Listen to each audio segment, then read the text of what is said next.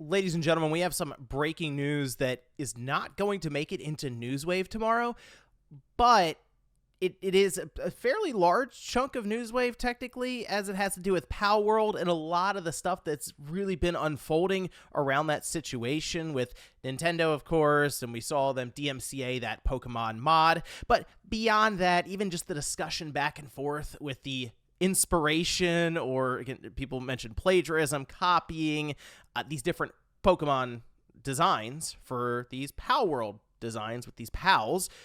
Well, out of nowhere, like 20 minutes ago, the Pokemon Company actually issued a statement on their website, their corporate website. They released it in both Japanese and then with their own English translation, just to make sure everyone was able to see obviously what they said here in these different regions.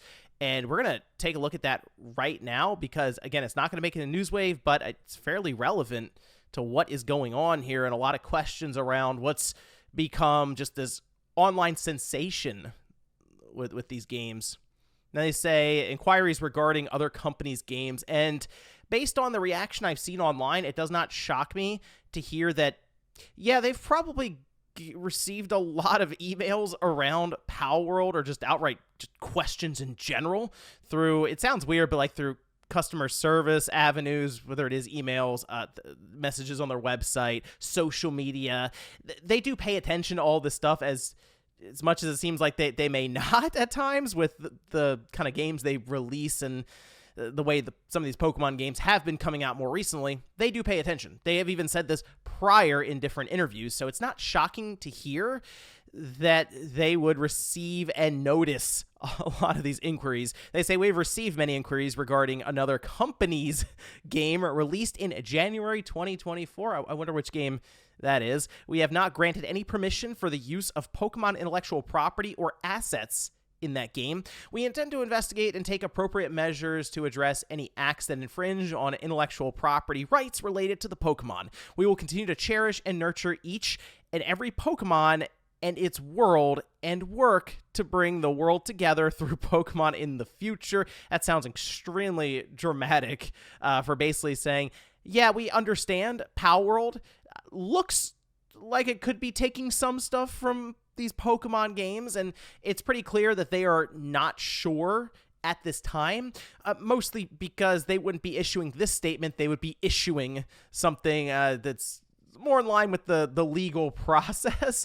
This is more or less just putting out an explanation that they are not in any way part of the Palworld release, even though I'm sure people are confusing it with Pokemon, especially with some of these designs as people have overlaid them on top of pals. Like you have the Pokemon and the pal, and they like, oh, look how close these are.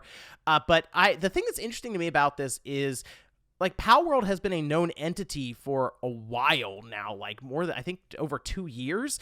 It's interesting to me that Nintendo and the Pokemon Company wouldn't have been more aware of this thing. Obviously, it's hard to miss it at this time with how many copies of the game have sold on Steam alone, and maybe that's the big thing that is catching their attention right now. It's also possible that Nintendo or the Pokemon Company took more notice of this game because it did explode in Japan in terms of popularity and social media discussion and awareness. I noticed that Takashi Machizuki from Bloomberg was posting about this game as well. And if you looked in the sidebar then, after checking it out with Bloomberg Japan, that you could see that the game itself was trending in many different ways. At one point, it was mentioning ripoff, and again, in Japan, I feel like this game is popular as is being shown online. And, you know, I am curious if this is something that could show up in the Japanese sales charts in the sense that it could boost the Xbox. I do wonder if that's possible, or if in Japan they would just play it mostly on PC and even pass up the Xbox at that point. So we'll keep an eye on the Japanese sales charts. Those are something that should show up here in the next 24 hours or so. But the fact that they were so quick to move to DMCA something like that Pokemon mod, but have sort of, in a way, dragged their feet a bit with the game itself, tells me that they may not have a case here, and they're just putting this out there to explain that they are not part of Pocket Pair. Go figure. But interesting stuff that it's to the point now where the Pokemon Company, and Nintendo is part of the Pokemon Company, has felt the need to at least put some kind of formal response out there.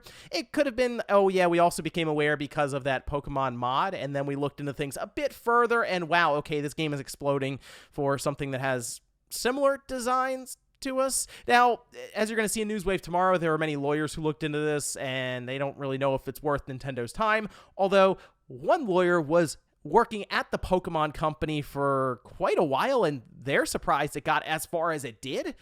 So maybe Nintendo and the Pokemon Company think there could be something, but then they'd also kind of show up as the bad guy, because if that happened and they were able to rip the game down, by then, with how slow the legal process moves, maybe 12 or 13, 14, 15 million copies of this game sold that would all of a sudden be ripped out of your library. I have no idea how any of that's going to work, especially since it's also on Game Pass.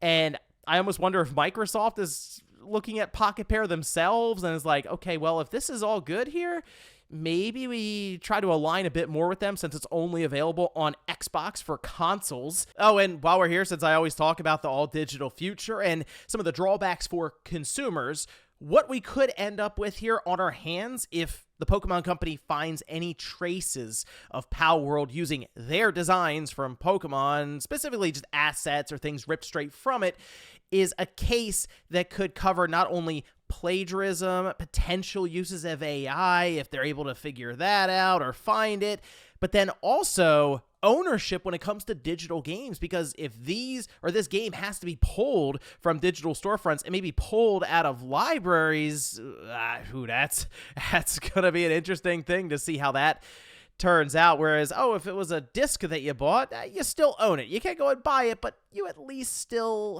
have it. And while I haven't seen anything overly compelling on social media from the internet detectives who are lining these models and assets up, if there's one company that will go crazy when it comes to legal fees, lawyers, the whole deal, it's Nintendo and the Pokemon Company. It's one of the companies that I say don't mess with them, and Take-Two specifically.